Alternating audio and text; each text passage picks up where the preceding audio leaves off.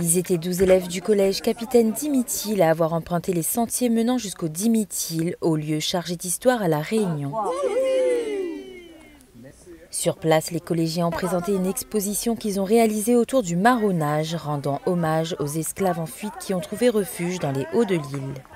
L'année dernière, en classe de 4e, on a travaillé sur les esclaves marrons et on a fait une exposition dans notre collège avec qu'est-ce que le marronnage, les causes du marronnage et les marrons célèbres. Alors on a fait un atelier l'année dernière en classe de 4e avec M. Berthelier. Entre midi et deux, on faisait des recherches sur internet. On a cherché un peu les différents marrons célèbres, les causes du marronnage, enfin plein de sujets différents. Les punitions que M. Berthelier nous avait dit de chercher. Chaque petit groupe a fait une affiche.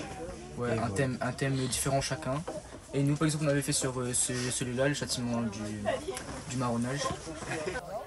Un travail de mémoire, mais aussi un geste pour l'environnement.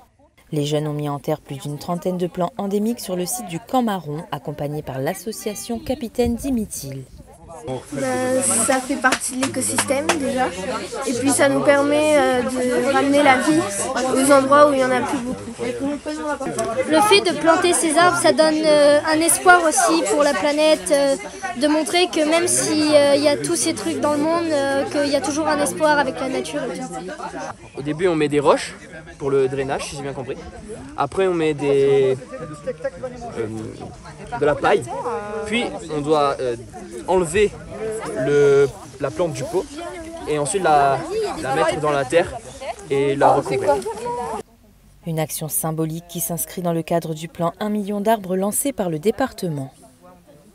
Aujourd'hui, cette sortie nous permet de raccrocher l'histoire à une démarche exemplaire, c'est-à-dire revenir sur le massif du Dimitile, là où il y a un patrimoine, une mémoire autour de nos ancêtres, autour du marronnage, et pouvoir aussi du coup planter des arbres indigènes et endémiques ici sur le site du Camp Marron, qui est également un espace naturel sensible et donc qui est géré par une association qui s'appelle l'association Capitaine Dimitile, qui est financée par le département.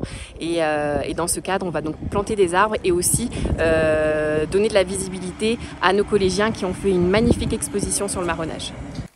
À ce jour, plus de 400 000 plants ont été mis en terre dans le cadre du plan 1 million d'arbres. L'objectif est d'atteindre les 500 000 arbres plantés d'ici fin 2025.